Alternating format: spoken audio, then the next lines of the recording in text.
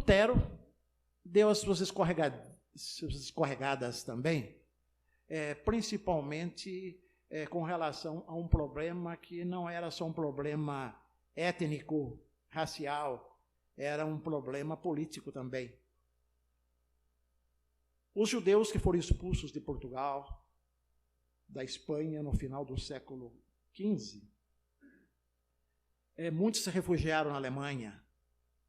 E o Lutero tinha um problemão meio grande com relação aos judeus. Às vezes, em comemorações festivas da Reforma, não se gosta de falar em voz alta esse negócio, porque denigre a imagem de Lutero, né? Não pega bem esse negócio, né? Mas veja um texto de 1543, alguns conselhos que Lutero dá contra os judeus. Que se incendeiem suas sinagogas, e quem puder jogue enxofre e piche, e quem pudesse também deveria lançar fogo infernal sobre, seria igualmente bom. Que se lhes tomem todos os seus livros, livros de orações, escritos talmúdicos, também toda a Bíblia, sem deixar uma folha sequer. Isso é um livro do Martinho Lutero, dos judeus e suas mentiras. Quem que gostou disso? Adorou esse sermão de Lutero contra os judeus? Um cara de bigodinho, que viveu 500 anos depois, chamado Adolf Hitler, que imprimiu todos esse sermão de Lutero e distribuiu por toda a Alemanha. Falou, olha só, se Lutero já mandava matar judeu, por que nós não matamos o nosso judeu hoje? E tem um sermão do Lutero que ele falava isso, você já matou teu judeu hoje? O que está fazendo que não matou ainda? Lutero tinha esses problemas, que eram problemas políticos da época, e ele não soube resolver esses problemas políticos. Outro.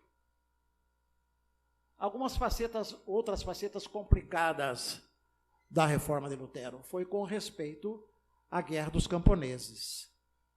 Houve em vários anos revoltas camponesas na Alemanha, em 1492, 1502, 1513, 1517, e essa que Lutero tomou partido ao lado dos príncipes em 1524, 1525. Em fevereiro de 25, os revoltosos escreveram um documento chamado Os 12 Artigos do Campesinato da Suábia, e mexeu com um monte de príncipes e proprietários de terras. Em abril de 1525, 3 meses depois, Lutero escreve um sermão, um texto, chamado Exortação à Paz, Resposta aos 12 Artigos. E em maio, um mês depois, ele escreve Contra as hordas ladras e assassinas dos camponeses. No próximo slide aparece aqui um ex-amigo de Lutero, um teólogo, também doutor em teologia, que se torna o chefe da revolta camponesa, Mutzer. E esse Mutzer, ele foi ordenado sacerdote, concluiu os estudos dele em Frankfurt. Próximo. Em 1520, ele vai pastorear uma igreja luterana, numa região lá, e ele encontra um tecelão que fazia parte dessa igreja e que recebia revelações especiais do Espírito Santo. Entrava em êxtase. E ele se torna assim ele fala, o que estou fazendo com essa minha teologia aqui diante dessa experiência nova? E ele passa a ter também, a adotar a visão desse grupo e passa a acreditar que Deus o havia chamado para iniciar uma nova reforma diferente. Uma reforma que incluísse a reforma agrária. Por isso que eu disse que era o pessoal do MST, né? E nesta igreja, a característica fundante e indicadora seria o Espírito Santo, que, segundo o Mutzer, ele dormia dentro de cada indivíduo e deve ser despertado, ao contrário da palavra de Lutero, que estava muito mais ainda numa certa tradição eclesiológica católico-romana, né? no ápice da carreira dele, ele se levanta então contra a situação e ele rompe com os príncipes. Pode mudar para a próxima? Um dos príncipes resolveu, eu não conheço esse tal de Münzer, chama ele aqui para pregar para nós no palácio, fazer um culto e fazer um sermão. E no sermão, ele repete as palavras de uma carta que ele havia mandado para um conde lá, que era uma pessoa ligada ao imperador Carlos V. O que ele escreve? O Deus eternamente vivo nos ordenou destronar-te com a força que nos foi outorgada. Deus deu, senhores e príncipes, por ter estado irado, mas em tempo ele os removerá em seu desgosto. Se os príncipes agirem não só contra o evangelho, mas também contra os direitos naturais do povo camponês, devem eles ser estrangulados como cães. Notem que na época falar assim, enforcar, estrangular, cortar o pescoço era coisa assim simples, Então imagina a ousadia do Münzer, politicamente incorreto, de tentar fazer uma reforma religiosa, social e política, indo por esse caminho, que não foi o caminho de Lutero. Lutero fez um acordo com os príncipes. Aqui está um monumento feito no lugar onde ele foi decapitado, Münzer, depois de ter levado à morte mais de 20 mil camponeses.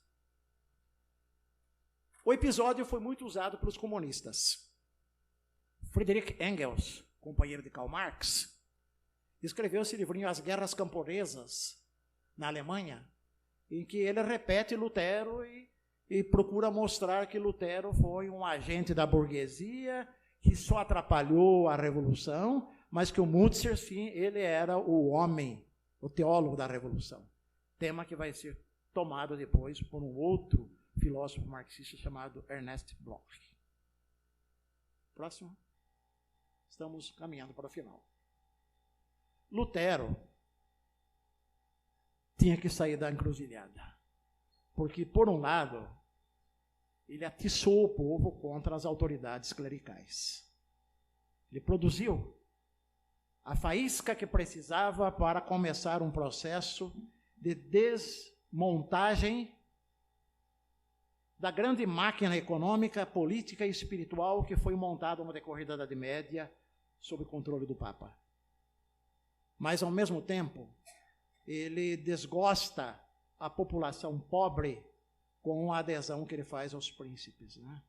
Ele recomenda para os príncipes, mate mesmo, tem que matar todos os camponeses, porque eles são como se fossem cachorro louco. Se você não mata o cachorro louco, ele vem, transmite para você a doença e você fica louco e morre também. Então, antes de qualquer coisa, vá matando. E como resolver esse problema? Lutero, então, desenvolve a teologia dos dois reinos. O cristão, ele é fiel, é súdito do Deus que está no céu. É quase que um retorno à cidade de Deus do Santo Tomás de Aquino. E a cidade do homem é controlada pelo rei. E baseado lá em textos de Pedro e de Paulo, ele afirma que o cristão deve ser fiel, orar para as autoridades, obedecer às autoridades, não questionar essas autoridades, tal.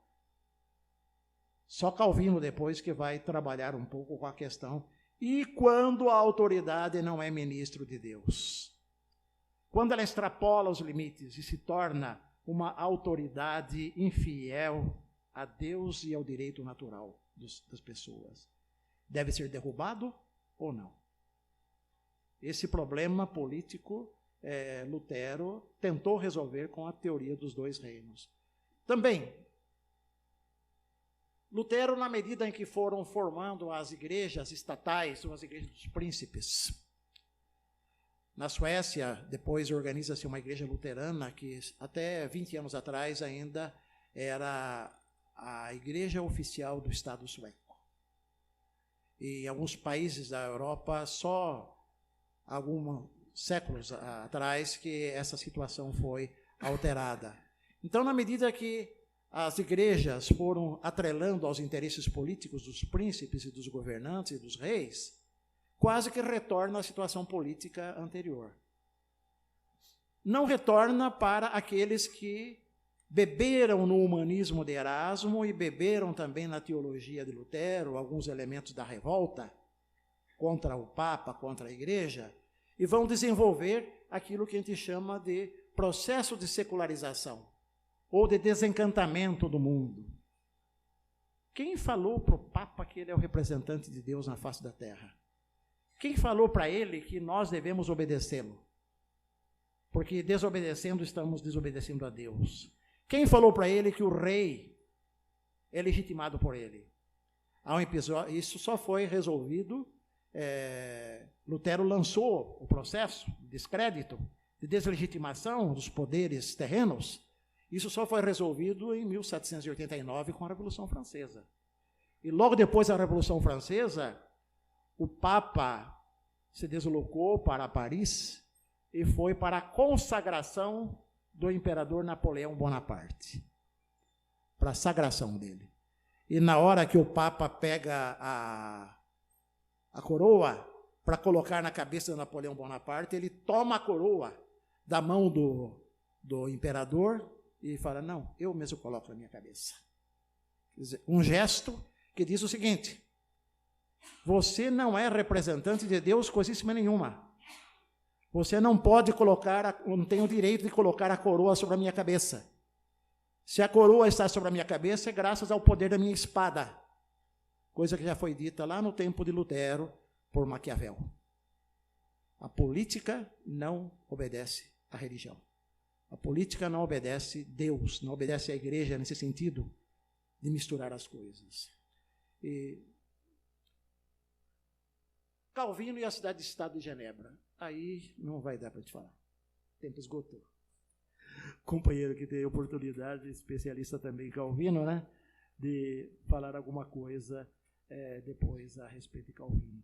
Mas Calvino teve um papel importantíssimo no surgimento da política moderna, especialmente o que nós chamamos de democracia moderna. Então, concluindo, notemos que a reforma não foi somente um movimento teológico religioso. A reforma teve motivação política também, teve motivação econômica, teve consequências políticas, consequências econômicas, além das consequências tipicamente marcadas pela Bíblia, pela descoberta dos princípios teológicos elaborados por Lutero. Mas precisamos levar em consideração também esse aspecto da política, tanto nas causas como nas consequências que vêm depois, até os dias de hoje. Há um grupo norte-americano, teólogos fundamentalistas, que desenvolveram, algum tempo atrás, uma ideia que vai na contramão de Calvino e de Lutero. Eles dizem o seguinte: a Igreja de Cristo deve tomar o Estado em suas mãos, porque o Estado se tornou uma coisa tão importante no mundo moderno que não se faz nada sem o Estado. Nós não morremos sem a presença do Estado. Nós não sobrevivemos sem a presença do Estado. Então, a igreja cristã tem que tomar conta do Estado. E um grupo de evangélicos, não todos os políticos evangélicos, mas alguns políticos evangélicos, beberam essa ideia de que deveriam ir para Brasília para começar uma revolução para colocar o homem de Deus na presidência da República. Não conseguiram. Porque o homem de Deus colocado na Câmara Federal está na Pampulha. Ou está em Curitiba. Está em Curitiba. O grupo de Curitiba aí é testemunha disso, né? Um dos grandes perigos de hoje é nós ultrapassarmos o processo de secularização desenvolvido na política. Política é política, religião é religião, no tempo de Lutero e de Calvino, com os riscos de mistura, né? E voltar atrás a um sistema tipicamente católico romano, em que uma só religião monopoliza tudo, ela se torna a única regra de fé e prática para todos. Quem não for dessa religião tem que ser perseguido, a intolerância, tudo porque se coloca um determinado tipo de homem de Deus intolerante no poder. Então, o risco sempre existiu de misturar política com religião. O próprio Cristo disse: dai a César o que é de César e a Deus o que é de Deus.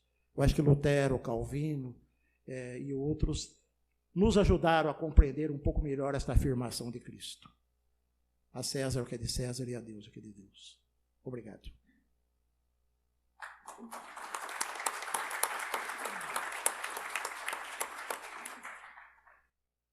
Nesse momento nós vamos ouvir uma música da Matizes, uma música apenas.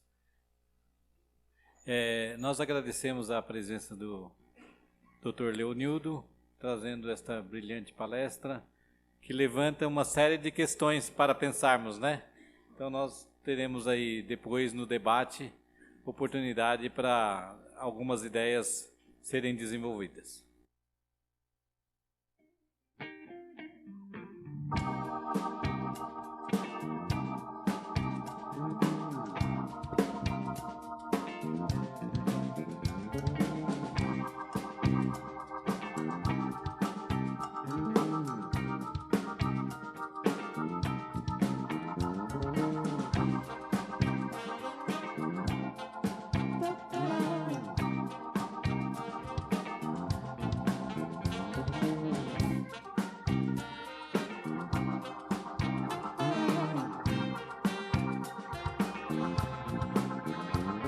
Saber sentir, saber olhar, saber dizer, sentir sambu, olhar o mar, dizer e amar, saber ousar, ousar saber se expressar.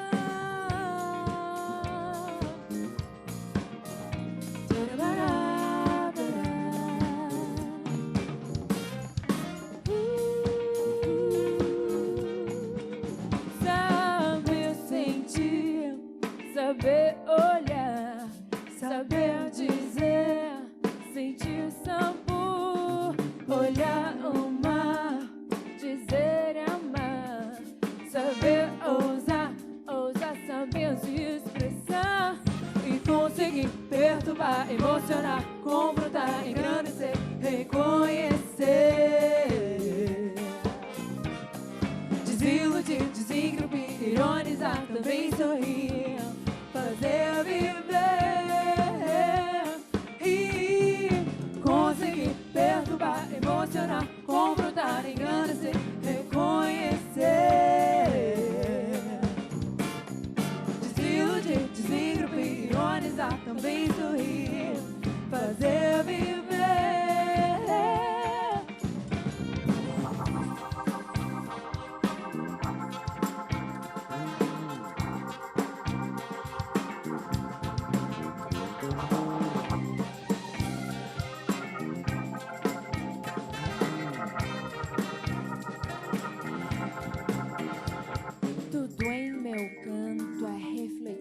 Ruminado, pensado e repensado, moído e remoído, pra ter sentido, ser sentido ao ser amado. Meu Deus querido, e conseguir perturbar, emocionar, confrontar, engrandecer, reconhecer, desiludir, desengrupir, ironizar, também sorrir, fazer viver e conseguir perturbar, emocionar, confrontar, engrandecer, reconhecer, desiludir, desengrupir, ironizar, também sorrir, fazer viver, variando as palavras e notas, reflito que me faz tão bem. Dizer que te amo, meu Deus, dizer que te adoro, meu Deus.